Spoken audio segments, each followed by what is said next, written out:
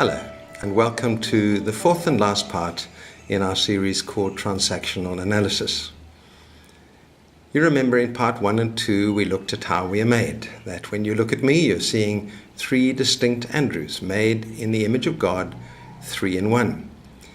And we talked about the parent voice, the adult voice, and the child voice. I need all three in me to be a healthy adult human being. If the parent voice is healthy, I will live my life with structure and security. If the child voice is healthy, I will be able to experience joy in its fullness and to be able to deal with pain. If the adult voice is healthy, I will be able to keep calm even in difficult circumstances, express emotion but keep them under control, and my life will be governed by reason and rationality.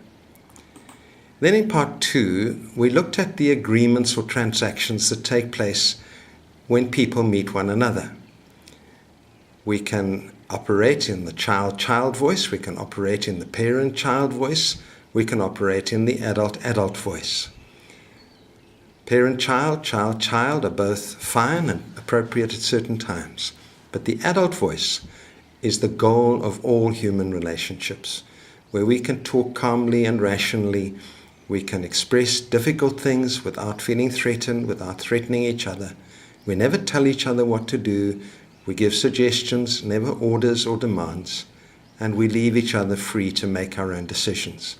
It's frankly the only healthy way to live. Now we come to part 4.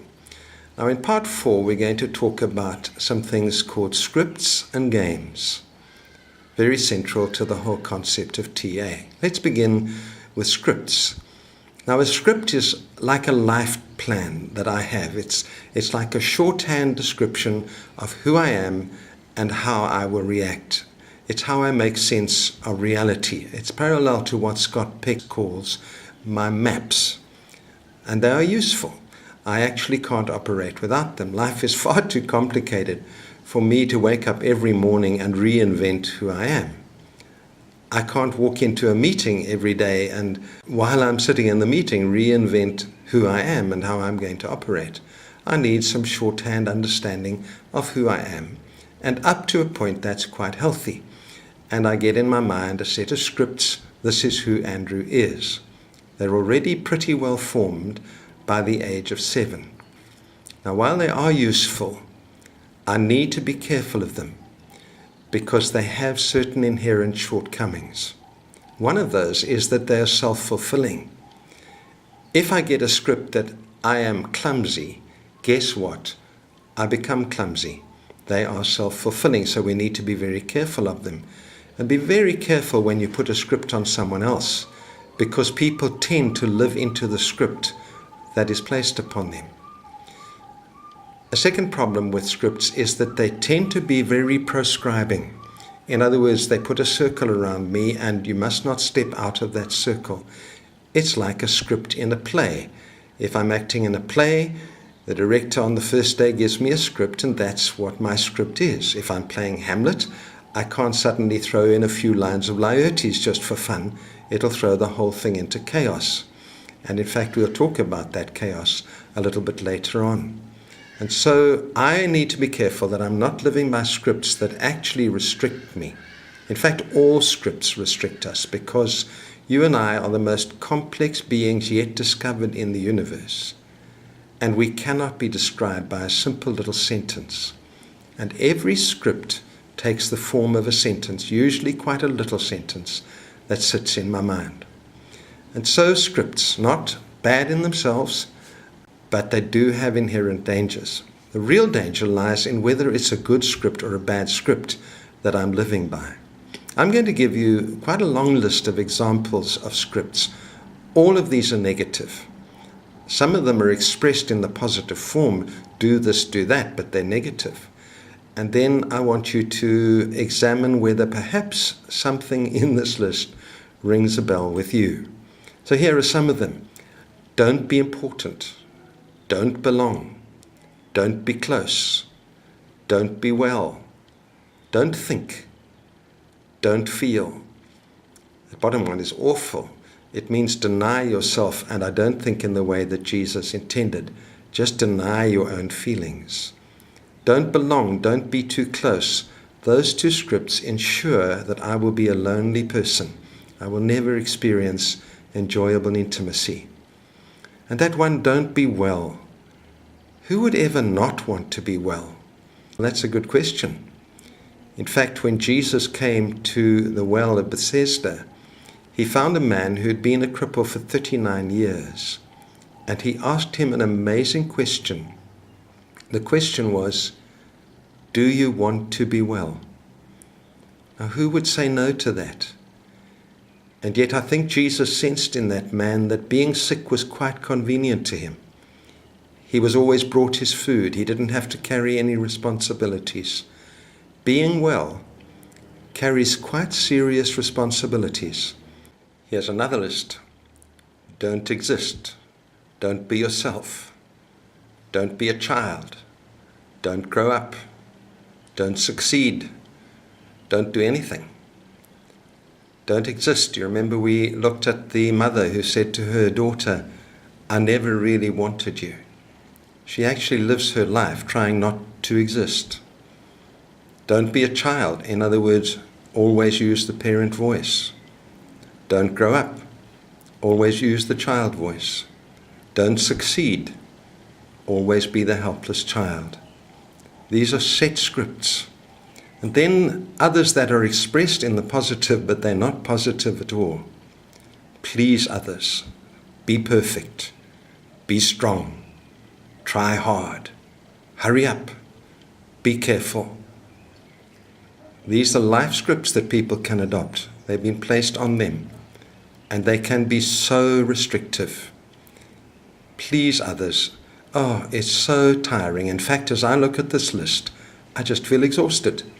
It's such a tiring list. And so I want to put before you the whole list. I'll put them on the big screen. If you're watching on your own, you might like to pause the DVD at this point and take some time just to look through that list. It's not a complete one, but just see if anything rings a bell. The question is, what is the cure? I see that I'm dominated by a script, but how do I get out of it? The answer is very simple. Change the script. At least it's simple to say, it's not so easy to do. I think it's as difficult as giving up smoking. I've never had to do that, but I admire people tremendously who've managed to do it. And it's quite similar, because a script is an addiction, just like smoking. And like smoking, you may give it up for a few weeks, and then when the pressure is back on, you start again. It is so easy to slip back into an old script because it feels like home. But it can be changed. There's a lovely story told of a Sunday school teacher running a nativity play, and she decided to make sure that every child got a speaking part. But there was one little boy whose acting ability wasn't very good. And so they gave him a 2-word speaking part. He was the innkeeper. And when Mary and Joseph arrived at the door, he was simply to fold his arms across his register and say, "No room." Well, all went well until the final night when the bright lights were shining and the parents were watching. And Mary and Joseph came along all dressed up, and they looked so real and they looked so sad that when they asked for room, the little boy stood back and said, "You can have my room." Now that's a delightful story. Of course it caused great chaos, and I'm going to talk about that chaos just now. It will cause chaos when you change your script, but we have to do it. Then we come to games. You remember that Burns' first book was called Games People Play. So in a sense, we're right at the heart of TA here. Games are ways that you and I relate that become a habit. I do this, you do that. That's how we play the game. It becomes very predictable. You find it can be repeated again and again for months or even years. Never changed. I know what you do. You know what I do. That's how we play the game. It's almost always a shorthand parent-child relationship. this is how we do it. Why do people go on for month after month? The answer is simple. There's a payoff. Somewhere for both parties, or it might be 3 or 4 parties, there's a payoff to play this devilish game. And I'm going to give you 6 games. They're all parent-children relationship, very unhealthy. And there are more, but these are some of the main ones. Firstly, why don't you, yes, but. The one is the parent who's always giving advice to solve the other one's problems. The other one is forever finding a reason why that won't work. What do they get out of it?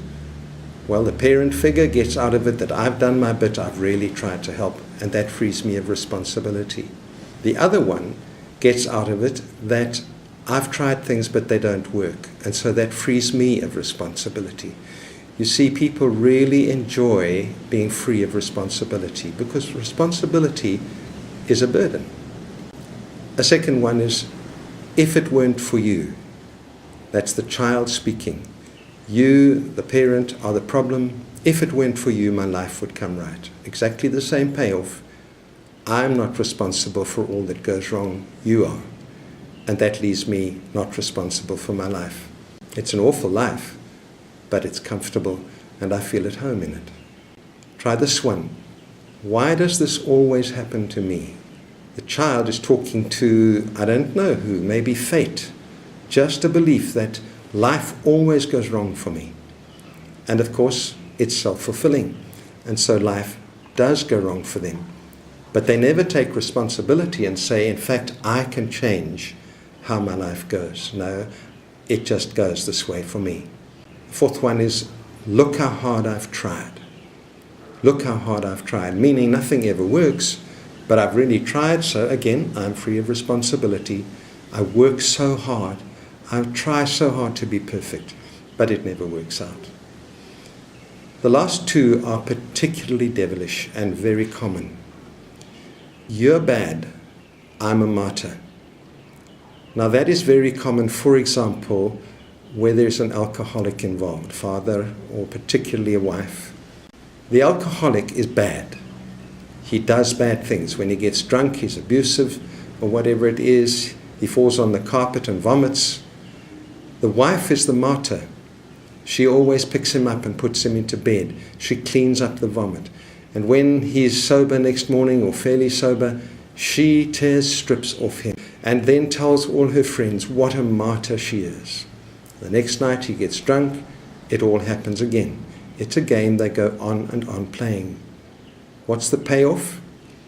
Well, the payoff for the wife is just that I'm a martyr. And everyone thinks I'm wonderful, and everyone says, I don't know how you do it. Unfortunately, no one says, why do you do it? Or if they do, they blot it out. Because you see, in our games and our scripts, we blot out what we don't want to hear. And so she carries on, and her affirmation is that I'm a martyr. And everyone knows martyrs are kind of saints. What does he get out of it? Well, he wants to drink, and she shouts at him and tears strips off him so much that it confirms what a bad person he is, so he better drink to forget how bad he is. And after all, she cleans up after him, and so it's fine. So he pays the price for his drinking, and he's able to carry on. It's a very, very ugly cycle, jolly difficult to break. Somewhere along the line, she has got to say, I'm not doing this anymore. Game number 6. I deserve to be rejected. This is a particularly devilish one because it is so self-fulfilling. If I believe that I should be rejected, I will behave in such a way towards you that you will reject me eventually. It's awful. One of my favorite books was by an old pastor called Lewis Smeads. He was 70-something when he wrote the book. I read recently that he died at 83, falling off a ladder, hanging up Christmas decorations. That might be quite sad, but I think it's quite a nice symbolism of the way he decided to live his life. Lewis Smeads and his wife were unable to conceive children, so they adopted a boy and a girl. When the girl discovered that she was adopted, she did what quite a lot of adopted children do, she started to believe that she deserved to be rejected. And so in her teen years and into her 20s, she started behaving in a terrible way. She led her parents a terrible dance. Later, in her 30s, when she'd received quite a measure of healing, she and her father wrote a book together about the whole thing. And in that book, she admitted that I was deliberately trying to get my mom and dad to reject me because I believed I was worthy of it. It's very uncomfortable to hold a belief and reality out there doesn't reflect it. And so I will work to make that reality fit what I believe rather than change the belief. It's just one of the things that human beings do. And all of these games are self-fulfilling. And worse than that, all of them put us in bondage. You will notice a couple of times I've used the word devilish. That was not a mistake. Satan loves to put people into bondage, and he's involved in all this. And these scripts and these games constantly put people into bondage. And so the question, how do I get cured from all this? Well, the way to get cured out of games is to step out of your role. Step out of your role. Refuse to keep playing that role. I want to warn you, all hell will break loose. And again, I'm using the hell image on purpose. Satan will not appreciate it if you try to break out of bondage. And in all sorts of ways, everything will come in your way to stop you.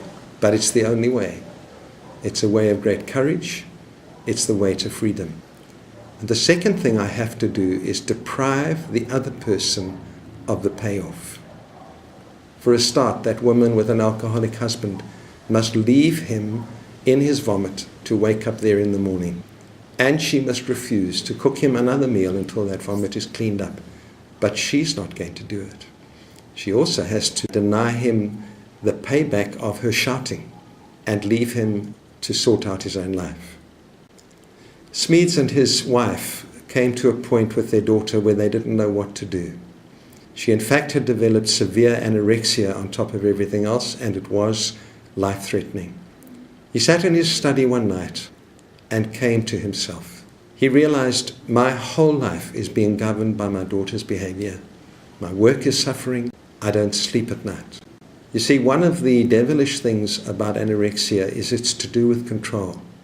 She perhaps perceived through her childhood that her parents were controlling her too much. And in anorexia, she found something she could control herself. And she found she could control her parents through it. That was the payback. But her dad one night decided that his daughter's life was her own, and she must decide how she wanted to live it.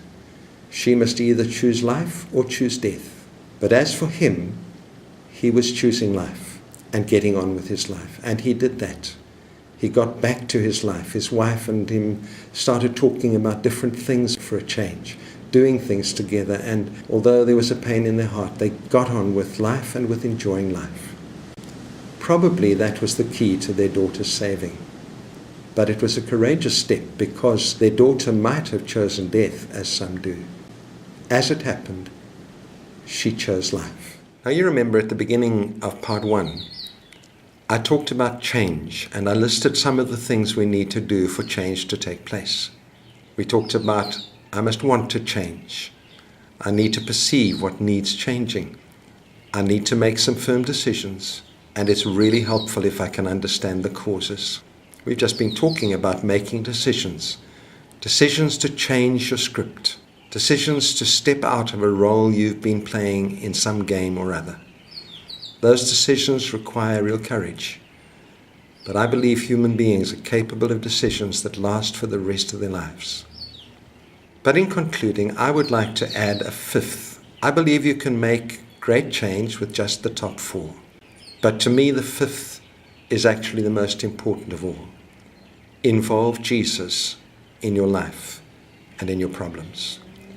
Because above all others, Jesus does not see you in a prescribed script. He sees you in all your complexity and understands it all. And he doesn't want you to be anything but yourself, what he made you to be. Involve Jesus. My friend Trevor Hudson was once counseling a man, and the man was telling how he felt so burdened by rules and restrictions, and there was no fun in life. And they got talking about his childhood, and he started to tell Trevor about one particular incident. They had a cookie jar that lived on a shelf in the pantry, and his mother used to say to him, "You're not allowed to touch that cookie jar unless we have visitors." And then she went on to say, "And if you do touch it, even if I'm not there, Jesus will see you." Now that's an awful thing to load on a child, and an awful thing to use Jesus for. And so Trevor got him to close his eyes. And he said, "I want you to imagine you're back in that pantry. Try and smell the smells, see where everything is, and particularly see where the cookie jar is. And when you've got a real clear picture, nod your head." The man was quiet for a while, then he nodded his head. And Trevor said, "Now imagine that Jesus comes into the pantry and indeed sees you as your mother said he would." Now what does Jesus say? The man sat there, and then a lovely smile came over his face. And Trevor said, "What did Jesus say?" And the man said, "He said, 'Why don't you have 2 cookies?'" Now I don't mean this in a frivolous way. Jesus said, "If the Son will set you free, you will be free indeed." Jesus loves to set people free, and he would love to set you free. How do you involve him? Well, find somebody who knows how to help you let him into your life. But essentially, it's as simple as the child in the nativity play who was supposed to fold his arms and say, "No room." And perhaps you've been saying, "No room" to Jesus. Just step back and say, "You can have my room." Thank you for watching these DVDs. I hope they've been a help to you. God bless you.